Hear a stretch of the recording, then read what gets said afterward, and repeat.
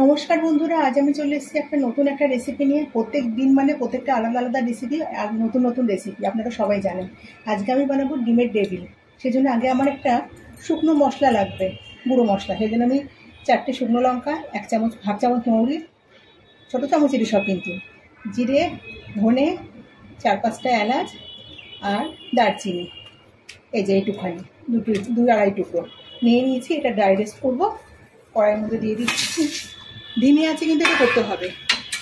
এটা কিন্তু আজ বাড়ি করলে হবে না, একদম ধিমে আছে এটাকে করতে হবে। কড়াইটা আমি আগে থেকে গরম করতে বসিয়ে দিয়েছি। ড্রাই রোস্ট করে আমি গুঁড়ো করে নিচ্ছি। ডিমের ডেভিলের আমি মশলাটা তৈরি করে নেব, পুরটা, যেটা করা হবে। সেই জন্য কড়াইতে আমি তেল দিয়ে দিয়েছি। আর এখানে একটু সামান্য একটুখানি আদা কুচিয়ে নিয়েছি। লঙ্কাটা তো স্বাদ অনুযায়ী আমি 2টো কাঁচা লঙ্কাকে কুচিয়েছি, আর 5-6 কোয়া রসুনকে কুচিয়ে নিয়েছি। তেল গরম হয়ে গেছে, সর্ষের তেলে আমি পুরটাকে তৈরি করব। সবগুলোকে একসাথে দিয়ে দিলাম। হালকা একটু নেড়ে নেবো, খুব বেশি ভাজা দরকার নেই।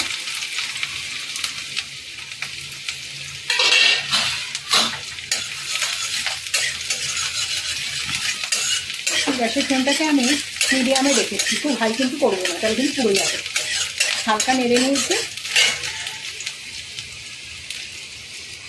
কুচানো পেঁয়াজের মধ্যে দিয়ে দেবো। যতটা লাগবে পেঁয়াজ সে ততটা দিয়ে দেবেন। যতগুলো ডিমের করবেন সেই অনুযায়ী পেঁয়াজটা দিতে হবে। পেঁয়াজটাও হালকা করে আমি একটু ভেজে নেব। পেঁয়াজটা হালকা করে ভেজে নেওয়া হয়ে গেছে। এখানে কিছু মশলা অ্যাড করব।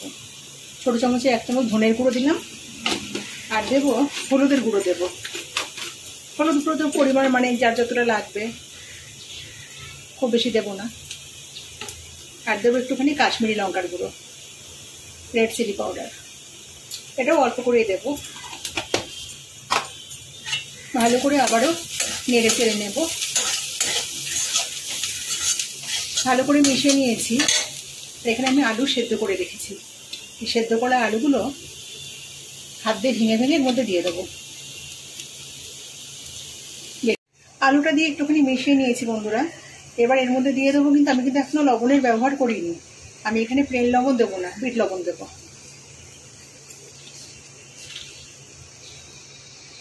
বিট লবণটা দিলে স্বাদটা খুব ভালো হয়। আর দেবো চাট মশলা। চাট মশলা দিলেও কিন্তু খেতে খুবই ভালো লাগে। আর যে ভাজা মশলাটা আমি তৈরি করেছি সেটা এর মধ্যে একটু বেশি করেই দিতে হবে। এটা ছোটো চামচ তো, আমি বারবার তুলছি, আমার হাতের সামনে এটাই রয়েছে।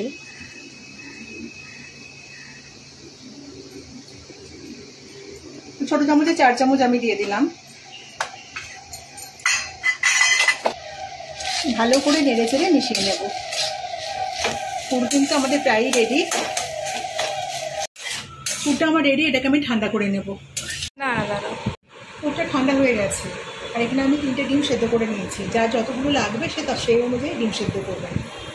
এর মধ্যে একটুখানি করে লঙ্কার গুঁড়ো একটুখানি করে দেবো, একদম অল্প করে। 1 চিমটি করে লঙ্কার গুঁড়ো দিয়ে দিলাম, আর একটু করে লবণ দেবো। আলু ভেতরে একটু নুন ঝাল না হলে না একদমই ভালো লাগবে না। সবগুলোতে দিয়ে নিয়েছি। একটু বেশি করেই পুরটা আমি নেব। হাতের মধ্যে পুরটাকে একটু ছড়িয়ে নেব। ডিমটা দিয়ে দিলাম। পুরোটাকে আমি একটা কোট করে নেব। ভালো করে কোট করে নিয়েছি। ডিমটি তো দেখাই যাচ্ছে না। ময়দার একটা ব্যাটার তৈরি করে নিয়েছি। এটাকে ময়দার ব্যাটারের মধ্যে একটু চুবিয়ে নেব। আর একটু ময়দা ব্যাটারটা একটু গুলিয়ে নিলাম। অনেকক্ষণ আগে করা তো ফিটিয়ে যায়। জাস্ট একটুখানি চুবিয়ে নিয়েছি।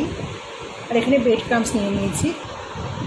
তো ব্রেড ক্রাম্বস দিয়ে ভালো করে মাখাবো।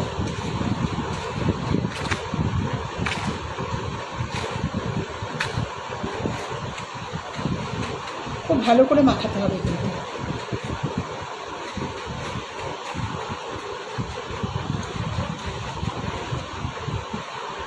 এভাবে আমি সবগুলো বানিয়ে নেব। সবগুলো আমার বানিয়ে নেওয়া হয়ে গেছে। কড়াইতে আমি রিফাইন্ড অয়েল বসিয়ে দিয়েছি ভাজার জন্য। তেলটাও গরম হয়ে গেছে। এটা কিন্তু আমি লো ফ্লেমে ভাজবো। হাই ফ্লেমে ভাজলে পরে কিন্তু পুড়ে যাবে। এবার একটা একটা করে আমি ছাড়বো। সেটা কিন্তু নাড়াচাড়া করবো না, একটুখানি হতে দেবো। নাড়াচাড়া করলে কিন্তু ভেঙে যাবে। আর যেগুলো আমার অনেক বড় বড় হয়েছে তা আমি একটা একটা করে ভাজবো, এর থেকে বেশি তেল আমি দেবো না। লাল লাল করে ভাজা হয়ে গেছে, এটাকে আমি তুলে নেব। এভাবে আমি সবগুলোকে ভেজে নেব।